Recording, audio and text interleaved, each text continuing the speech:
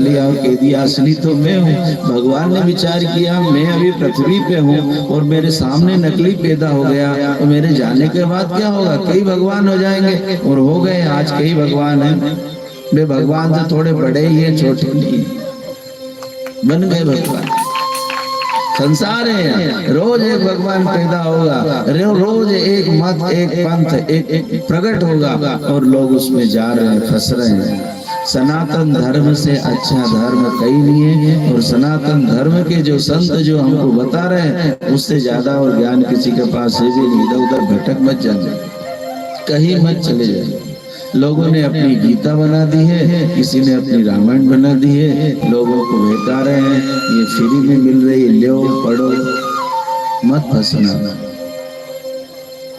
गीता तो जो भगवान ने लिखी वही गीता है, उसके बाद जो गीता जो भी लिख रहे सब नकली है।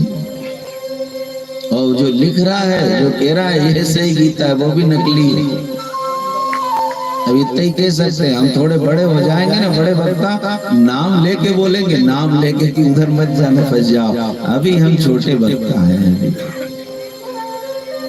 अभी नाम नहीं ले सकते, लेकिन आपको इशारा जरूर कर रहे हैं कि इधर उधर जो आश्रम बन रहे हैं, रोज के तैयार हो रहे हैं और रोज भोली भाली जनता को फंसा रहे हैं। फंसना मत। सनातन धर्म को अगर छोड़ के कहीं जाएंगे आफत है और कुछ भी नहीं, सिर्फ लोग शोषण कर रहे हैं बस, और कुछ नहीं।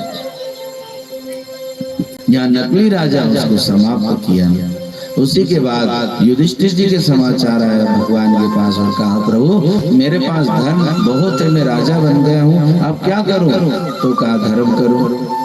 वो धन को धर्म में लगाओ, धर्म में लगाओगे तो वो धन बहुत ज्यादा पीढ़ी तक आपका साथ देगा। और अगर जुआ, पत्ते, शराब, मांस में, वेश्या में अगर चला गया तो ये 1-2 पीढ़ी तक समाप्त हो जाएगा।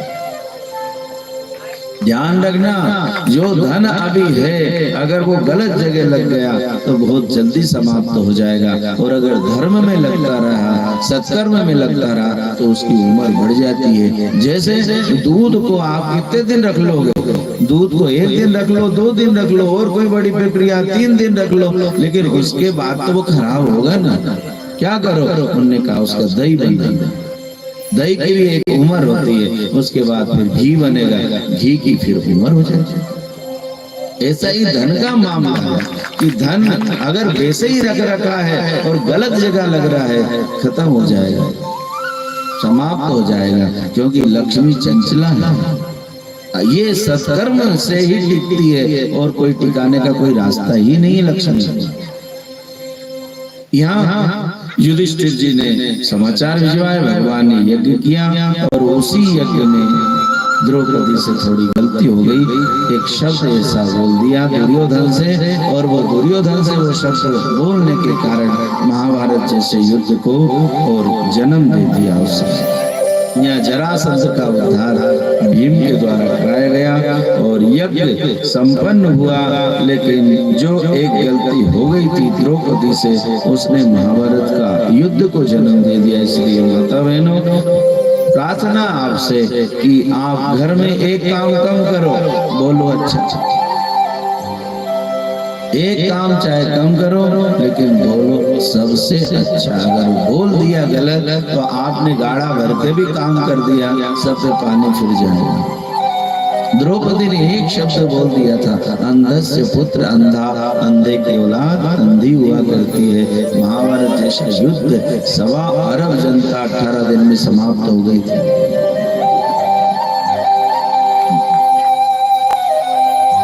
प्रेम से रहो बस, किसी को बुरा नहीं लगे, सब व्यवहार ही मत करो घर में, परिवार में। उसी के बाद में आगे जो है कथा आती, भगवान के परम मित्र हैं, परम सखा है श्री सुदामा जी। विपन्नता है घर में बहुत ज्यादा, कुछ भी और नहीं है, अयाचक वृत्ति है, कभी किसी से और मांगते नहीं। घर में विपन्नता इतनी आ गई कि एक समय ऐसा आया कि 7 दिन हो गए और घर में चूल्हा ही नहीं जला। बच्चे भूख भूख करके रोने लगे। माँ से कहा, माँ कुछ तो दो। अब सुशीला जी जो है वो क्या करे, घर में कुछ हो तो बना